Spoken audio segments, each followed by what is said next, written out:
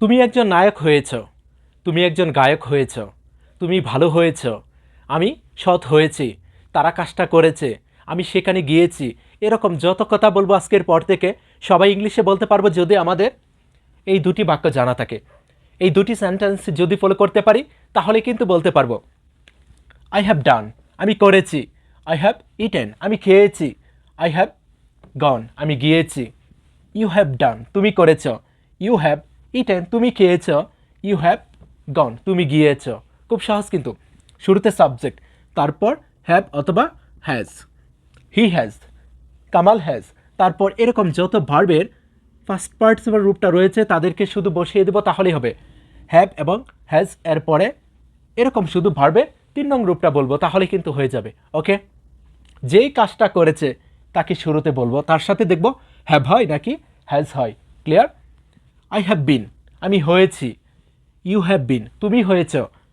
Kamal has been, Kamal হয়েছে। He has been, সে হয়েছে। যেটা হয়েছি সেটা শুধু এখানে বলবো তাহলে কিন্তু হয়ে যাবে। আই হ্যাভ বিন গুড, আমি ভালো হয়েছি। I have been a singer, আমি একজন গায়ক হয়েছি। ইউ হ্যাভ বিন গুড, তুমি ভালো হয়েছ। ইউ হ্যাভ বিন অনেস্ট, তুমি সৎ হয়েছ।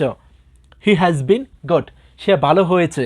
Kamal has been a singer, Kamal একজন গায়ক হয়েছে।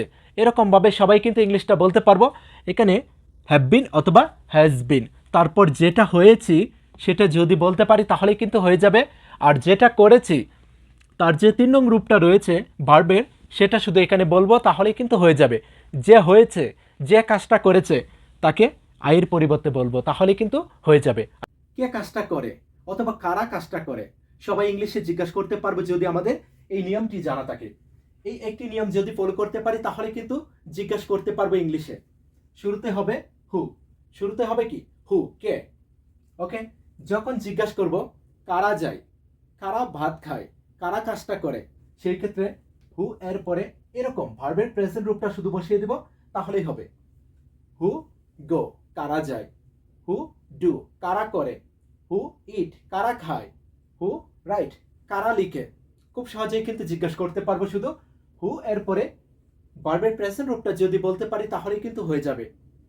হু গো, কারা যায়। হু ডু, কারা করে। হু রাইট, কারা লিখে। খুব সহজ কিন্তু। আর যখন জিজ্ঞাসা করব কে যায়, কে কাজটা করে, কে ভাত খায়, সেই ক্ষেত্রে হু এরপরে এরকম ভার্বের প্রেজেন্ট রূপটা ইউজ করব। মানে ভার্বের যে মূল রূপটা রয়েছে তার সাথে এস অথবা ইএস যুক্ত করে বলতে হবে। ওকে, যাদের সাথে এস হয় তাদের সাথে এস যুক্ত করব, যাদের সাথে ইএস হয় তাদের সাথে ইএস যুক্ত করে বলতে হবে। ওকে, হু গোজ, হু গোজ, কে যায়। হু ডাজ, কে করে। হু ইটস, কে খায়। হু রাইটস, কে লিখে। খুব সহজ কিন্তু। হু গো, কারা যায়। হু গোজ, কে যায়। হু ডু, কারা করে। হু ডাজ, কে করে। হু ইট, কারা খায়। হু ইটস, কে খায়। হু রাইট, কারা লিখে। হু রাইটস, কে লিখে। এভাবে যদি শিখতে পারি আশা করি আজকের পর থেকে সবাই যখন ইংলিশে বলতে হবে